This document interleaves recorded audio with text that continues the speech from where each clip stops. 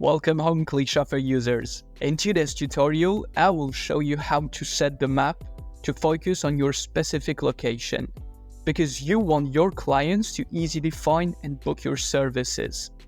So it starts in your own ClickChauffeur dashboard. From there you go to the HTML integration menu, then you check Show Map, and you find the Map Center Coordinates label. Here you've got two labels. The one on the left is going to refer to the latitude, the one on the right to the longitude.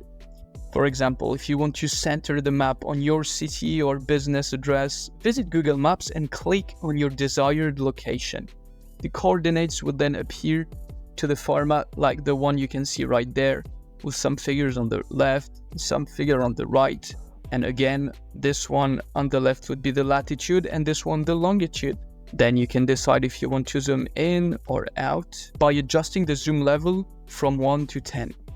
Once you've set the latitude, longitude and zoom level, click below onto the Save button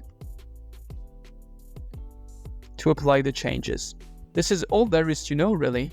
As usual, ClickChauffeur is meant to be simple for both you to set and your clients to book your services.